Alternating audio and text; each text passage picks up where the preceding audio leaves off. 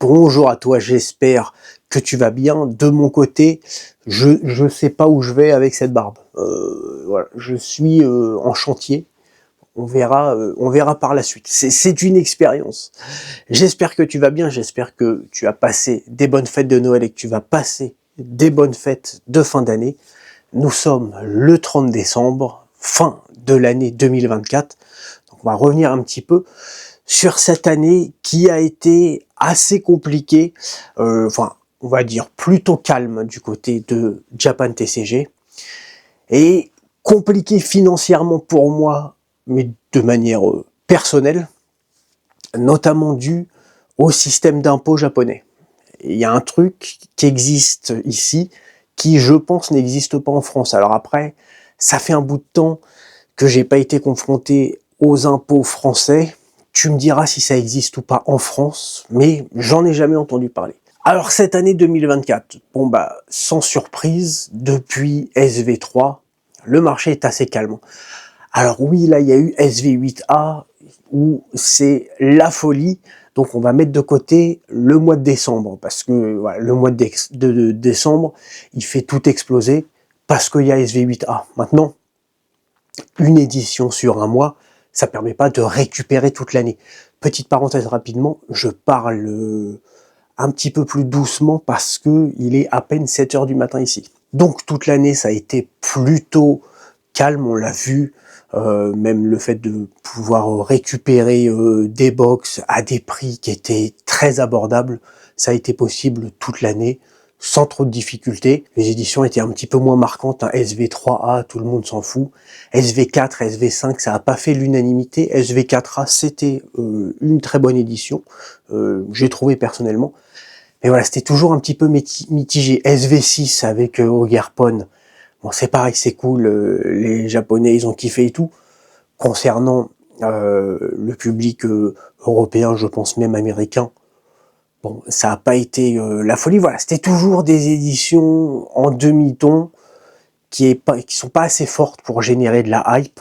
On a aussi le contexte, forcément le contexte mondial, hein, c'est toujours un petit peu, chaque année qui passe, c'est un petit peu plus difficile pour le français moyen, on va dire. Donc tout ça fait que ça a été assez calme. En plus de ça, moi sur Japan TCG, vu qu'on va devoir comparer à 2023, c'est aussi des choses qu'il faut prendre en compte, j'ai beaucoup moins proposé, par exemple, des produits vintage. En 2023, je vous ai proposé 130 boosters Wizard. Je sais pas si t'imagines, sur un an, ça fait un booster tous les 3 jours. Bon, sur des boosters, c'est des boosters qui se vendent, allez, à l'époque on était aux alentours des 200 €, enfin pour faire une grosse moyenne sur ces boosters-là.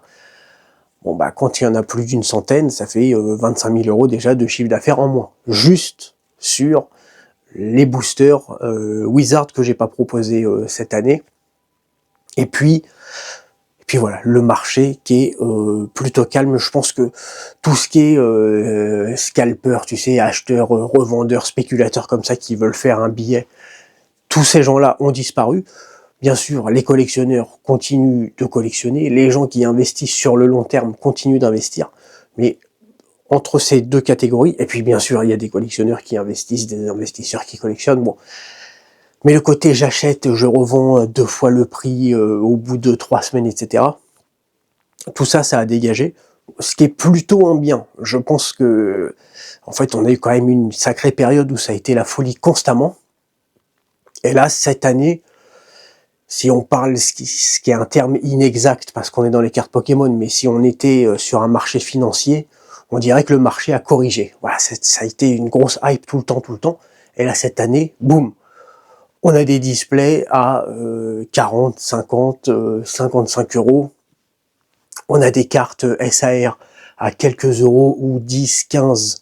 Allez, les cartes les plus chères, on est sur 40, 50 €. Voilà, ça a calmé tout le monde. Selon moi, c'est un mal pour un bien.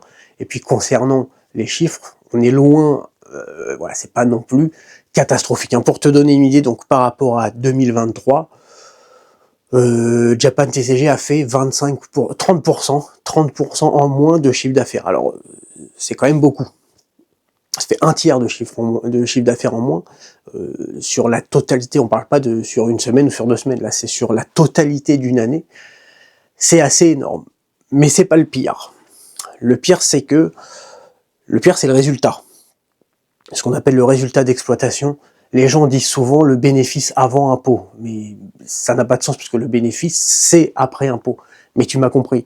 Résultat d'exploitation, c'est une fois que tu as retiré toutes les charges, le prix des cartes, le loyer de ici, voilà, de ce qui me reste, de ce que j'ai gagné avant de le déclarer aux impôts. Là, je suis à moins de la moitié de l'année dernière. Alors, ce qui est assez bizarre, tu peux dire comment est-ce que tu peux faire juste 30% de chiffre d'affaires en moins et faire moins de la moitié des résultats? Parce que cette année, j'ai fait beaucoup de promotions avec des 20, 25, 30%. Donc, forcément, je me retrouve avec un résultat comme celui-ci. Bon, selon moi, c'est pas un souci, puisque de toute façon, si j'avais pas fait ces promotions, quand on est comme ça sur des périodes où c'est aussi vachement calme, probablement que si j'avais pas fait ces promotions, le ratio chiffre d'affaires résultat aurait forcément été meilleur, mais par contre, il y aurait eu moins de chiffre d'affaires. Donc c'est aussi l'occasion pour moi, même si je réduis ma marge, mais de vous proposer un maximum de produits. Voilà, ça a été un choix cette année, donc on se retrouve avec ce résultat. Et pour ma part, c'est totalement OK. Sauf que je me suis pris un triple, voire quadruple combo de la part du Japon. Voilà, je te parle à titre personnel, hein, sur mes deniers à moi. Je vais t'en parler un petit peu. Comme tu le sais, l'année dernière, Pokémon, ça a été la folie. Donc, j'ai eu une déclaration d'impôt conséquente. Mais d'un autre côté, c'est normal. Tu gagnes de l'argent, bah tu payes des impôts. Et je pense que tu es au courant, mais pour les gens qui sont pas familiers, forcément tu payes tes impôts d'une année sur l'autre. Hein. Imaginons que tu fais ton chiffre d'affaires en 2022, du 1er janvier au 31 décembre 2022, tu vas remplir ta déclaration début 2023, et tu vas payer tes impôts en 2023 sur ce que tu as gagné en 2022. Jusque-là, c'est normal. Donc, cette année, je me retrouve à payer les impôts de l'année dernière. Mais jusque-là, c'est normal. Alors effectivement, je fais beaucoup moins de chiffres cette année, mais c'est sur l'argent que tu as gagné l'année dernière. Donc, normalement, si tu as un minimum de gestion, tu as cet argent de côté parce que tu sais que tu vas devoir le débourser. Donc j'ai payé à peu près 25 000 euros d'impôts cette année sur 2023. Mais jusque-là, pas de souci. On a eu effectivement en plus le marché qui a baissé un petit peu. Bon, ok. On a un troisième effet qui se coule, c'est que tout est, si tu veux, annexé sur tes impôts. C'est-à-dire que tous tes prélèvements sociaux, ce que tu vas payer par exemple pour la retraite, la taxe d'habitation ici, je crois que ça n'existe plus en France, la taxe d'habitation. Bon, au Japon, on paye une taxe d'habitation, tout ça forcément est également annexé sur ce que tu as payé, sur ta déclaration de l'année dernière. Donc forcément tout ça explose. Allez, grosso modo, entre les impôts, les taxes, les prélèvements sociaux, je dois être aux alentours de 330 000 yens à peu près par mois, donc à peu près 2000 euros. Mais encore une fois, c'est normal. C'est sur ce que j'ai gagné l'année dernière, donc il n'y a pas de problème. La crèche. Bon, la crèche aussi, c'est pareil, je paye plus. Mais voilà, tous ces trucs-là, c'est normal. Normalement, c'est des trucs que tu prévois. Et alors, effectivement, c'était un petit peu rock'n'roll parce que il y a eu moins de chiffres cette année. Mais tout ça se gère. Et en juillet, je reçois un courrier des impôts du Japon. C'est jamais, tu sais la lettre où ça sent pas ça sent pas la bonne nouvelle, tu vois. Et en fait, il m'explique que vu que j'ai dépassé un certain seuil qui est de je sais plus combien, par rapport à ma déclaration du coup j'ai fait l'année dernière, concernant les impôts que je vais payer l'année prochaine, donc en 2025, il faut que je paye la moitié cette année. Il faut que je paye un quart. C'était un quart en septembre et un quart en décembre. Et puis le reste, on verra en 2025. En fait, il faut payer des impôts en avance. Et donc, bon, vu que cette année c'est très calme, je me dis comment ça. Est-ce que je savais pas, je me dis est-ce que peut-être il faut que je fasse une déclaration du chiffre d'affaires que j'ai fait là maintenant, du genre du 1er janvier 2024 jusqu'en juillet, et puis on se base là-dessus. Non, non, non. On se base sur les impôts de l'année dernière. Donc, ça refait un 12 000, un 12-13 000 boules, qui repart cette année, qui était absolument pas prévu. Donc, ça a été un petit peu rock'n'roll. Il y a eu plusieurs combos, voilà. Mais sur le principe, j'ai une chance, c'est que je vis en dessous de mes moyens. Mais de façon personnelle, mais même de mon côté professionnel, tu vois. Ce local-là, il doit faire, je sais pas, il doit faire 40 mètres carrés. On est à plus d'1 heure de Tokyo. Voilà. Tu me verras jamais faire une vidéo où je fais le guignol. J'ai pris des locaux de 200 mètres carrés à l'intérieur de Tokyo. Là, on est à Shibuya. On a des baies vitrées. Non. Justement parce que, tu vois, quand il y a des imprévus comme ça, t'es bien content d'avoir des frais que t'as pas fait exploser, tu vois, où t'es resté tranquille. Après, franchement, même si cette année ça a été un peu rock'n'roll, je me plains absolument pas. Tout fonctionne très bien.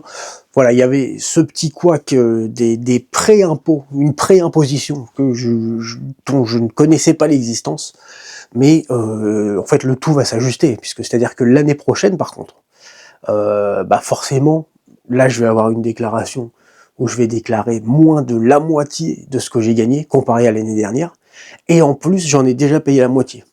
C'est-à-dire que l'année prochaine, soit j'ai pas besoin de payer d'impôts puisque ça va suffire, et en fait très probablement ils vont en plus m'en rendre. Donc voilà, le truc c'est que vu que c'est juste décalé d'une année sur l'autre, en temps normal ça se passe bien, mais si tu me rajoutes un 50% que j'avais pas vu venir, quand on est dans un moment donné où le marché Pokémon il est calme, voilà, il a fallu jongler un petit peu des coudes, mais ça le fait. Tout se passe bien. Donc voilà, sur le principe, sinon je suis très content. J'ai regardé, pour faire cette vidéo, j'ai regardé un petit peu les chiffres de 2023.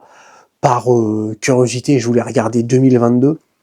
Bon, 2022, j'en ai même pas parlé dans cette vidéo parce que c'est pas le sujet, mais on a eu par exemple 2022, ça a été le début de la guerre en Ukraine, et on a eu 4 mois où on était à 0, parce que impossibilité de faire des envois de colis.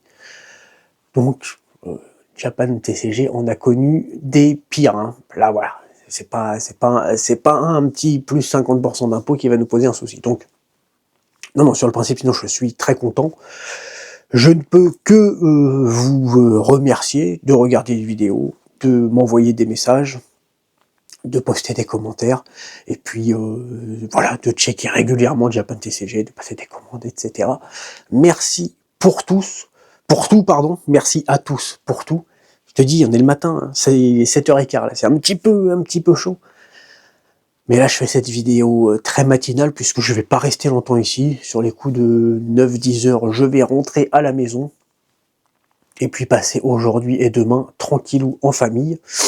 Voilà, merci à toi d'avoir regardé cette vidéo, et on repart en 2025 de plus belle. Je le sens, je le sais, 2025, je le sens très bien. Allez, bye.